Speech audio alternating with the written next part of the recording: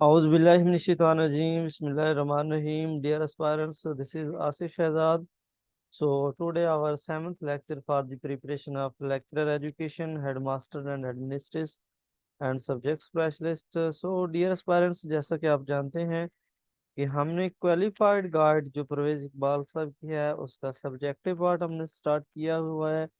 हम हमारा जो सेकंड चैप्टर है फिलोसफी ऑफ एजुकेशन उसको डिस्कस कर रहे हैं, तो उसका आज हमारा सेवन्थ लेक्चर है जिसमें आज इंशाल्लाह हम डिस्कस करेंगे एग्जिस्टेंशियलिज्म फिलोसफी ऑफ एजुकेशन। तो इसके फाउंडर के बारे में, इसके जो एक्सपोनेंट हैं, इसको जो एम्स ऑफ एजुकेशन है, उन सब के बारे में हम इंशाल्लाह डिटेल से जो है ना वो डिस्कशन करेंगे। ठीक है। तो डियर एस्पायरेंट्स, एक और बात आपसे करनी थी कि स्पेशल एजुकेशन जो डिपार्टमेंट है उसके अंदर एजुकेटर की कुछ जो है ना वो 30 के राउंड अबाउट वैकेंसी जो है ना वो आ चुकी हैं, जिसकी 6 नवंबर जो है 2023 लास्ट डेट है। तो क्योंकि उसका जो पेपर पैटर्न है उसमें 60% जो है ना वो हमारे पास आता है जी, एजुकेशन से रिलेटेड है। ठीक है। और जो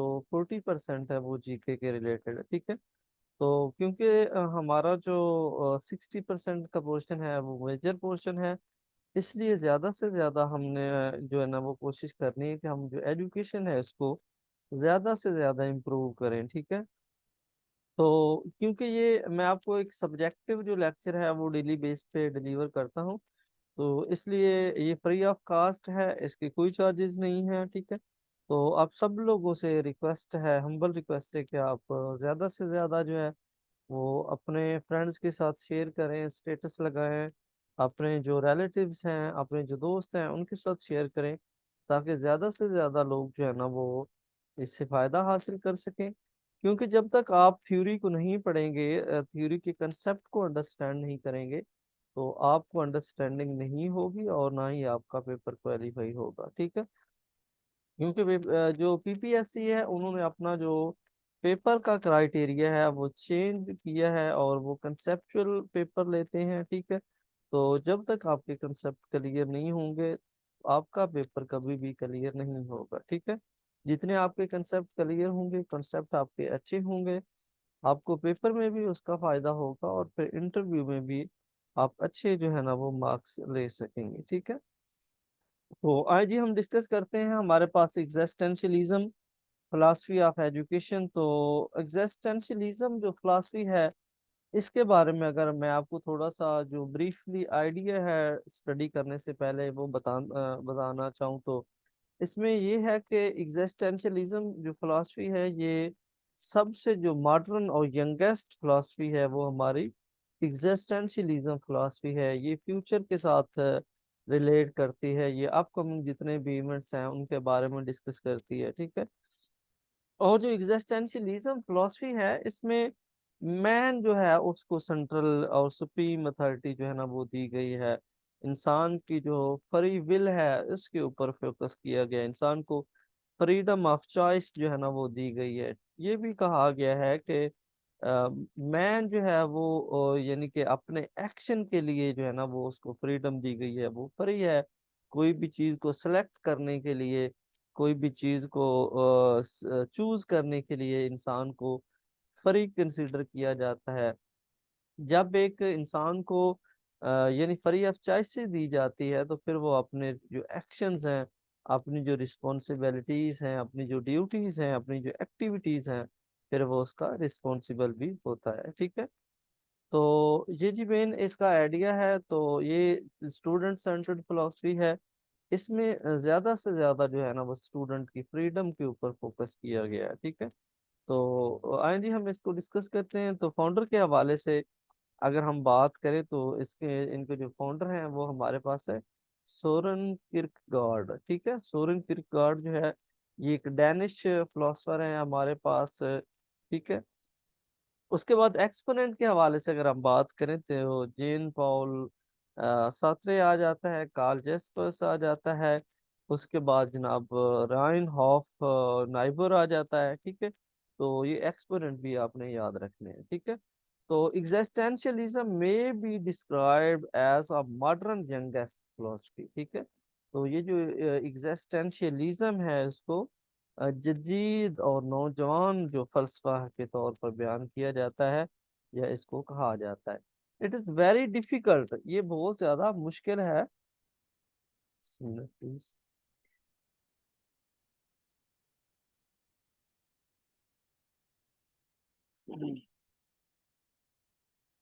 ओके जी, it is very difficult to find its root in any of the ancient philosophies.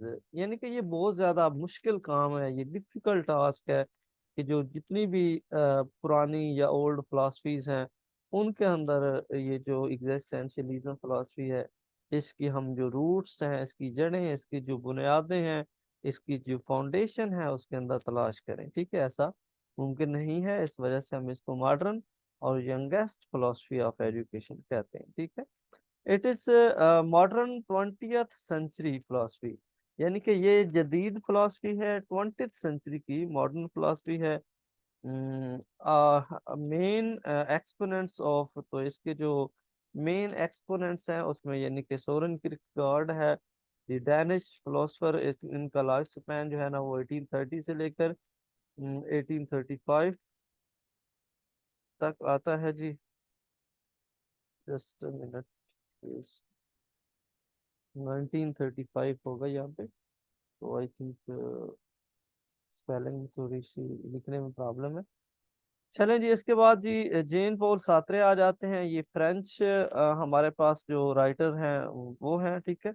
उसके बाद जी थर्ड नंबर पे हमारे पास कार्ल जेस्पर्स आ जाता है, ये जर्मन फिलोसफर हैं, ठीक है। उसके बाद राइन हॉफ नाइबर आ जाता है, आ लीडिंग प्रोटोगनिस्ट थियोलॉजियन, ठीक है। तो ये जो है ना वो एक मजहबी माहिर उलूम है, प्रोटोगनिस्ट माहिर बेयात इसको कहा जाता है, ठीक है। तो यानी प्रोटेस्टेंट का मतलब होता है कि ये प्रोटेस्ट करते हैं, यानी कि अगेंस्ट जो है ना वो इन्होंने कुछ बातें की है। Contemporary existentialist philosophy view man as participating in the world of man.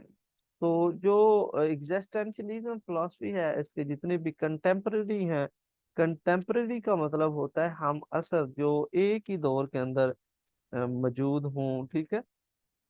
तो ये जो कंटेम्पररी है वो कहते हैं कि उन्होंने जो यानी कि वजूदियत है, जो एग्जिस्टेंशियलिज्म फिलॉसफी है और इसमें यानी कि उन्होंने क्या किया कि participating in the world of man, वो कि इंसान को इंसान की दुनिया में शरीक होने के तौर पर देखा गया है।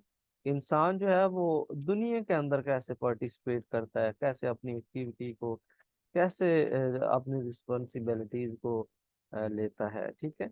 The meaning of human exist is that it is man nature to exist, ठीक है। तो इंसानी वजूद का मफहूम ये है कि ये इंसान की फितरत है कि वो खुद वजूद रखता है, ठीक है। तो ये जो एग्जिस्टेंशियलिज्म है उसमें जो ह्यूमन है, जो इंसान है, उसकी फितरत फितरत का जो है ना वो तकाजा ये है कि इंसान जो है ना वो खुद एग्जिस्ट करता है, इंसान खुद दुनिया के अंदर मौजूद है, ठीक है। इसके बाद जी नेक्स्ट हम मूव करते हैं जी, नेक्स्ट स्लाइड पे देखते हैं हम।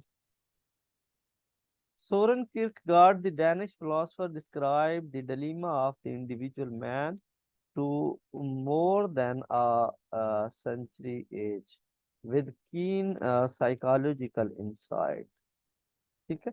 तो सोरेन किर्कगार्ड जो है डेनमार्क के हमारे पास एक फिलोसफर हैं, डेनिश के एक फिलोसफर हैं। तो उन्होंने क्या किया कि फलसफी के सामने खड़ा होना जो है ना इसके बारे में उन्होंने उन्होंने बयान किया कि जो मुइम्मा है, जो डलीमा है, मैन के बारे में जो डेफिनेशन दी जाती हैं उस जो उस यानी सेंचुरी के अंदर, उस सदी के अंदर, 20th सेंचुरी के अंदर जो मैन की डेफिनेशन दी जाती है उसको उन्होंने जो है ना वो क्या किया, साइकोलॉजिकली उसको जो है ना वो यानी कि बहुत ही गहरा उसका उन्होंने मुताला किया, ठीक है। तो ये कहते हैं कि ही पॉइंट आउट, उन्होंने ये पॉइंट आउट किया, उन्होंने ये बताया that the most common despair is to be in despair at not choosing और willing to be one self. ये कहते हैं कि जो आम डिसपेयर है, जो आम मायूसी है जो कि लोगों के अंदर पाई जाती है, वो ये है कि लोग क्या करते हैं, to be in despair, despair at not choosing और willing to be one self, कि वो खुद को जो है ना वो सिलेक्ट नहीं करते किसी भी काम को करने के लिए, किसी भी एक्टिविटी को परफॉर्म करने के लिए खुद को सिलेक्ट नहीं करते, बल्कि वो क्या करते हैं, दूसरे लोगों को सिलेक्ट करते हैं, ठीक है। But the best form is to choose to be an other than himself. तो इसकी जो सबसे जो बदतरीन और सबसे जो गहरी शक्ल है, वो ये है कि हम खुद को प्रेफरेंस नहीं देते, बल्कि हम दूसरे बंदे को कोई भी काम करने के लिए प्रेफरेंस देते हैं, ठीक है। सो इसके बाद जी, the best aim in life is to be that which one truly is according to Kierkegaard, ठीक है। तो किरकेगार्ड जो है उनके अकॉर्डिंग जो है वो के मुताबिक जिंदगी का बेहतरीन मकसद वो बनना है जो वाकई ही में है, ठीक है। यानी कि किरकेगार्ड साहब जो है ना वो इंसान की डेफिनेशन करते हैं, वो कहते हैं कि इंसान की जो जिंदगी है उसका मकसद जो है ना वो ये है कि इंसान को वो बनना चाहिए जो कि वो रियल में है, जैसा रियलिटी में कोई इंसान होता है। हर जो इंडिविजुअल है, हर जो इंसान है, उसको जो है ना वो रियल इंसान बनाना जो हमारी एजुकेशन है उसका एम है, ठीक है। उसके बाद जी, ये कहते हैं according to Kierkegaard, Soren Kierkegaard is taken to be the existence of God by faith. तो सोरेन किरकेगार्ड जो है ना, ये अल्लाह ताला की जो वजूदियत है, जो अल्लाह ताला की मौजूदगी है, उसके ऊपर बहुत ज्यादा बिलीव करते हैं, even if it is difficult to uphold it by reason. हालांकि ये बहुत ज्यादा मुश्किल है कि अल्लाह ताला को जो है ना वो एक्सपेरिमेंट के जरिए या रीजनिंग के जरिए जो है ना वो प्रूव किया जाए। हेटर फॉलोअर्स, जो नफरत करने वाले फॉलोअर्स और थिंकर हैं, did not consider God to be necessity. ये कहते हैं कि गॉड जो है वो बहुत ज्यादा दुनिया को, वर्ल्ड को अंडरस्टैंड करने के लिए गॉड का होना जरूरी नहीं है, ठीक है। हमने पहले भी पढ़ा है कि जेन पॉल सार्त्रे जो है ना, ये कुछ हमारे पास प्रोटोगनिस्ट है, तो ये देखिए इन्होंने उनके अगेंस्ट बात की है, ठीक है।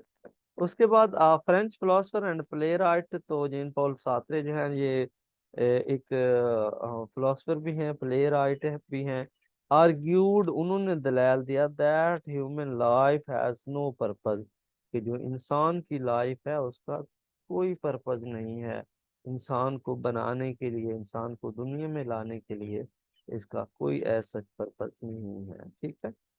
तो ये आप देख लीजिएगा, ये एमसीक्यूज बन सकता है कि कौन सी फिलॉसफी जो है उसने कहा है, या कौन से फिलोसफर ने कहा है कि that human life has no purpose, कि जो ह्यूमन की लाइफ है, जो इंसान की लाइफ है, उसका कोई पर्पस नहीं है, ठीक है। उसके बाद जी नेक्स्ट ये कहते हैं कि एग्जिस्टेंस इज अल्टीमेट, किसी चीज की जो एग्जिस्टेंस है, जो मौजूदगी है, जो वजूद है, जो वजूदियत है, वो अल्टीमेट होता है, वो हतमी होता है, वो हमेशा के लिए होता है। And that we must choose, by choosing we become our self, ठीक है। तो इससे फिर क्या है कि हमें जो है ना वो चीज़ों को बारे में इंतखाब करना चाहिए, हमें इंतखाब करना चाहिए। इंतखाब करके जो है ना वो हम अच्छे जो है ना वो बन सकते हैं, हम खुद बन जाते हैं। यानी कि जब हम किसी भी चीज़ का, किसी भी काम को, किसी भी एक्टिविटी को परफॉर्म करने के लिए खुद को सिलेक्ट करते हैं, यानी खुद के ऊपर ट्रस्ट करते हैं, तो फिर हम रियल में जो हमारी रियलिटी है उसके ऊपर हम फोकस कर रहे होते हैं, ठीक है।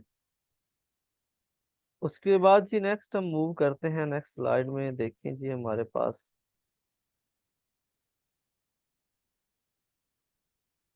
जी इसके बाद हमारे पास अंडरलाइंग अजम्पशन ऑफ एग्जिस्टेंशियलिज्म। तो ये जो एग्जिस्टेंशियलिज्म है, एग्जिस्टेंशियलिज्म फिलोसफी, जो एग्जिस्टेंशियलिज्म स्कूल ऑफ थॉट है, इसकी कुछ अजम्पशन है, उनके ऊपर भी हम बात कर लेते हैं।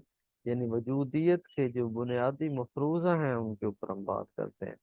The century of existence is man rather than truth, law, principle and essence। ठीक है।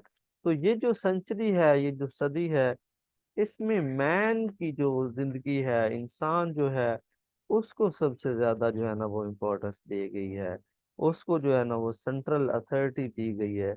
इसलिए मैंने आपको कहा है कि ये स्टूडेंट सेंटर्ड फिलॉसफी है, क्योंकि इसमें सबसे ज्यादा जो प्रायोरिटी है वो मैन को दी गई है, ना कि जो ट्रुथ है, जो लॉज हैं, जो प्रिंसिपल है, जो इसेंशियल चीजें हैं, उनको ज्यादा इम्पोर्टेंस नहीं दी गई, बल्कि सबसे ज्यादा जो इम्पोर्टेंस है वो मैन को दी गई है, ठीक है। मैंस करेक्टराइज्ड बाय डिसीजन, इंसान को उसके जो डिसीजन हैं उसकी बेस पे कैटेगराइज किया गया है, डिवाइड किया गया है। उनकी उनकी जो विल है, उनकी जो विश है, उसके अकॉर्डिंग उनकी जो चॉइसेस हैं, उनके अकॉर्डिंग उसको जो है ना वो करेक्टराइज किया गया है। Although existentialists emphasize man place in the world, तो existentialist जो है वो emphasize करते हैं कि एक जो इंसान है वो कायनात के अंदर, दुनिया के अंदर जो है ना वो कौन सी जगह पे मौजूद है, ठीक है। और मैन रिलेशनशिप टू बीइंग, और आदमी का जो है ना बाकी लोगों के साथ कैसा रिलेशन है। Or even man, there is a certain uniqueness and mastery about the human person। तो मैन जो है ना वो यूनिक है, ये कहते हैं कि हर जो इंडिविजुअल है अल्लाह ताला ने उसको यूनिक बनाया है, and mastery about the human person. और फिर वो उसको जो है ना वो अपनी यानी कि किसी भी काम के अंदर उसको मास्टरी हासिल होती है, महारत के ऊपर जो है ना वो जोर देता है। The phenomena of man is life, ठीक है। जो हमारे पास इंसान की जो लाइफ का जो फिनोमेना है वो ये कैट इट इज लिव्ड, ये रहता था। And the must is an awareness of man deep and complex meaning. तो इंसान यानी कि मास्टरी का मतलब है कि इंसान की जो डीप वे में जो है ना उसको कम्प्लेक्सिटी के बारे में बताना, अवेयरनेस उसको देना। Science and rational thinking can not grasp और एक्सप्लेन इट। तो ये साइंस और जो नेशनल रैशनैलिटी है, जो रैशनल थिंकिंग है, वो इसको, इंसान को क्या कर नहीं कर सकती, कैन नॉट ग्रैप्स और एक्सप्लेन, इसको ग्रैप्स नहीं कर सकती, इसको एक्सप्लेन नहीं कर सकती, ठीक है। उसके बाद जी नेक्स्ट हम मूव करते हैं, थर्ड नंबर पे हमारे पास आता है man is not alone in the world. कि मैन जो है ना वो दुनिया के अंदर अलोन नहीं है, वो अकेला नहीं है। He is connected to other, ठीक है। तो ये एक दूसरे के साथ कनेक्टेड होते हैं, कम्युनिकेट विद ईच अदर। वो एक दूसरे के साथ कम्युनिकेट करते हैं, डाटा को शेयर करते हैं, इंफॉर्मेशन को, एक्सपीरियंस को एक दूसरे से शेयर करते हैं। Therefore he can not live in a state of anarchy. तो इसकी वजह से ये अनार्की की जो स्टेट है उसमें नहीं रह सकता, ठीक है। तो life is seen as a gift. तो यहाँ पे जो जिंदगी है, जिंदगी को एक तोहफा के तौर पर जो है ना वो देखा गया है, which is part in mastery, ठीक है। जो कि जुज़वी तौर पर एक क्या है, मुइम्मा है, ठीक है। Man is free to choose commitments different from other person. Man जो है वो फ्री है, फ्री टू कमिटमेंट है, फ्री टू चॉइस है लाइफ के अंदर। In his choices he become himself, वो खुद चॉइसेस करता है। He is the product of his choice. तो मैन जो है वो बेसिकली जो है ना वो अपनी चॉइसेस की प्रोडक्ट है, ठीक है। अच्छा, इस सेंटेंस के ऊपर हम फोकस करते हैं कि आप देखें कि हमने जितनी भी प्रोग्रेस की है, हमने बचपन से लेकर जितनी भी चीज़ें सीखी हैं, वो सारी की सारी हमारी चॉइसेस के ऊपर जो है ना वो डिपेंड करती हैं। कोई डॉक्टर बन जाता है, कोई टीचर बनता है, कोई पायलट बनता है, कोई इंजीनियर बनता है, ठीक है।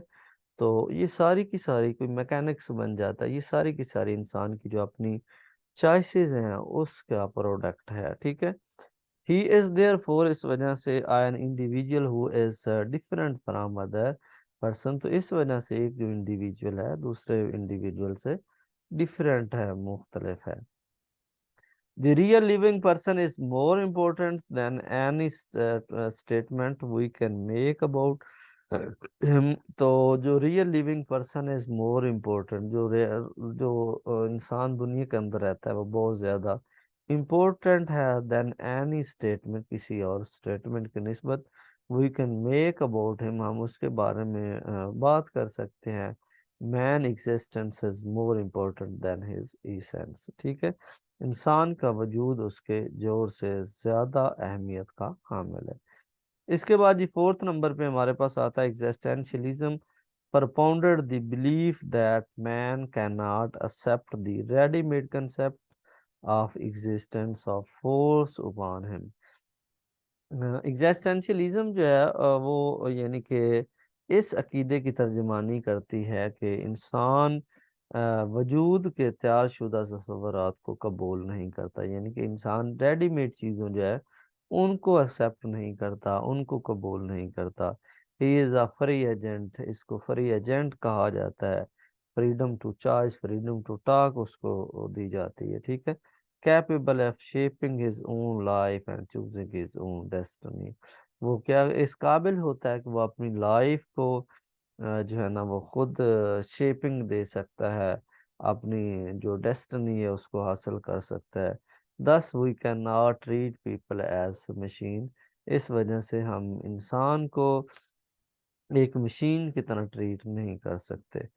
First pulling on lever, first हम क्या करते हैं कि पुलिंग ऑन लीवर, तो लीवर के ऊपर से उसको जो है ना वो इस तरह हम लोगों को मशीन की तरह नहीं समझ सकते। यानी कि पहले एक लीवर खींचते हैं और फिर दूसरा, और मुतवक्का जो नतायज है की तवक्को जो है ना वो करते हैं, ठीक है। यानी कि हम जो इंसान है उसको एज ए मशीन जो है उसको हम कंसीडर नहीं कर सकते, ठीक है।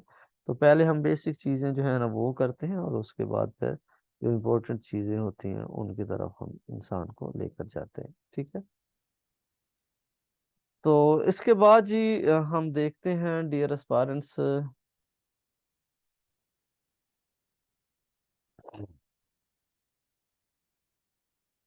thus we cannot treat man as a machine, first pulling on lever and then another expect predict result। So ये हम कर चुके हैं। therefore we cannot say that the stimulus and response or conditioning is sufficient description of man behavior। तो ये कहना जो है ना वो गलत होगा कि हम, या फिर हम ये कह सकते हैं कि ये काफ़ी नहीं है कि हम जो है ना बस किसी भी इंसान का जो बिहेवियर है वो हम स्टिमुलस या रिस्पॉन्स या फिर कंडीशनिंग की बिहाव पे जो है ना उसको हम ऑब्जर्व कर सकते हैं, उसको हम चेक कर सकते हैं, ठीक है। Man can transcend both himself and his culture.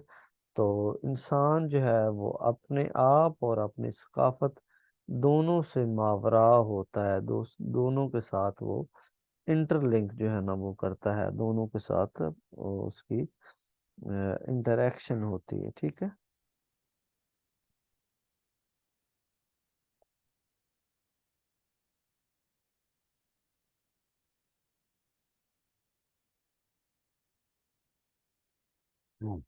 Okay ji, next हम मूव करते हैं जी।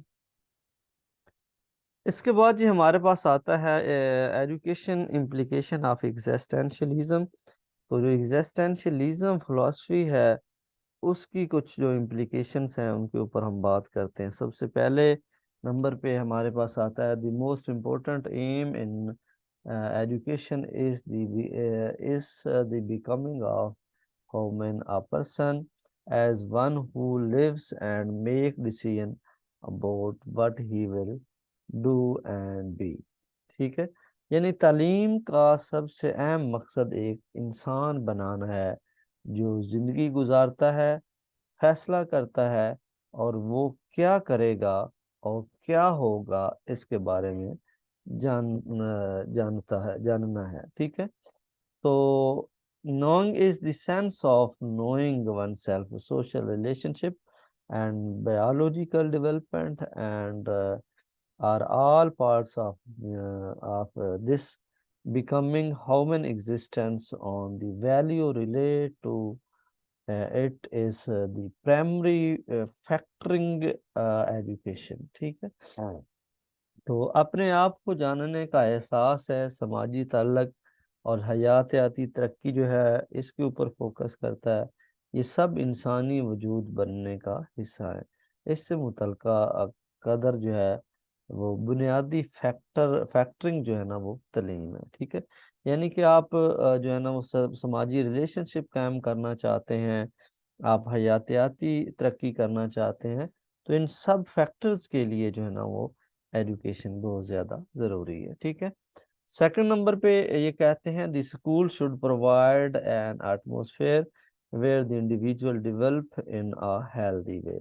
स्कूल को ऐसा माहौल फराम करना चाहिए जहां अफराद जो है ना वो सेहतमंद तरीके से तरक्की कर सके, हेल्दी इन्वायरमेंट उनको दिया जाए। ठीक है, children learn better when relieved from intense competition, hard discipline and fear from failure। ठीक है, यानी कि ये कहते हैं कि बच्चे जो है ना वो उस वक्त जो है ना वो सीखते हैं जब उनको नज्म ज़ब्त जो है ना वो दिया जाए, सख्त मुकाबला हो उनके दरमियान, और फिर वो नाकामी के बगैर जो है ना वो अच्छे से चीज़ों को लर्न कर सकते हैं, सीख सकते हैं कि उनको नाकामी का डर ना हो।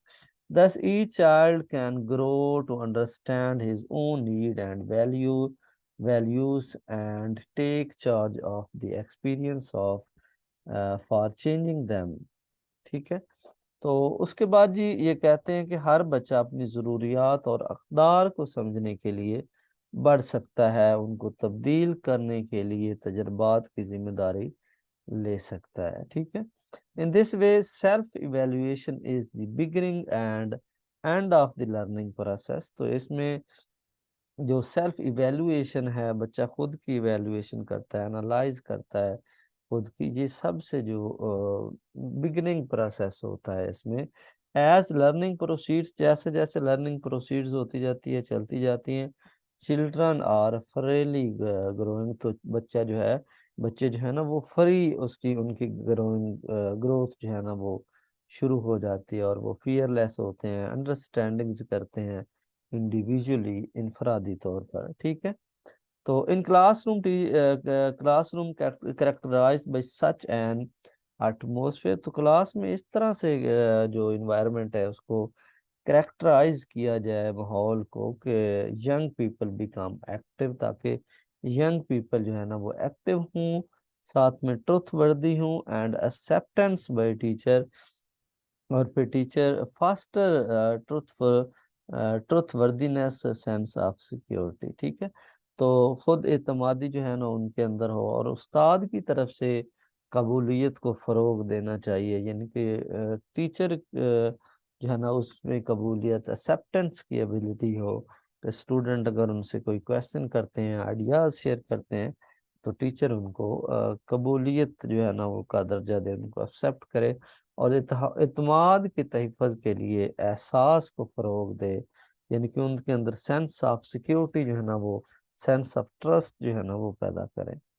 उसके बाद जी थर्ड नंबर पे हमारे पास आता है, any subject in the school, school के अंदर जो हर सब्जेक्ट है, extra activities like aesthetic music can present essential situation for teaching and the development of human being. ठीक है, तो एक्स्ट्रा जो को करिकुलम एक्टिविटीज़ हैं, जो एक्स्ट्रा एक्टिविटीज़ हैं, वो भी हमने बच्चों को करवानी है। एथलीट्स से म्यूज़िक के तदरीस और इंसानों की तरक्की के लिए वजूदी हालात पेश कर सकता है। ठीक है, यानी इन चीज़ों का होना बहुत ज़्यादा ज़रूरी है।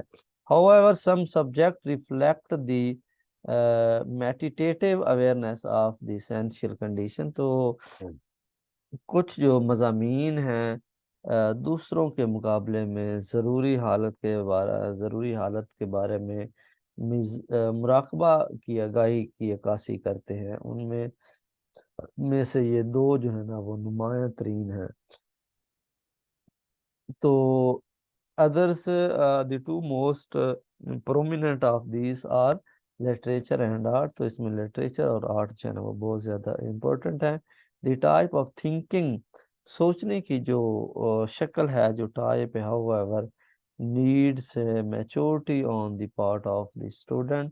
तो इस वजह से स्टूडेंट की जो थिंकिंग है, जो थिंकिंग एबिलिटी है, वो मेच्योरिटी के साथ साथ जो है ना वो ग्रो होती रहती है और वो पुख्ता होना जो है ना वो स्टार्ट हो जाती है। इसके बाद जी नेक्स्ट फोर्थ नंबर पे हम देखते हैं, teacher is in a position of foster individual growth. उस्ताद जो है इनफरादी तरक्की को फरोग देने की पोजीशन में होना चाहिए उसको। He can facilitate development of originality and creativity by providing a climate as well as basic skills and tool which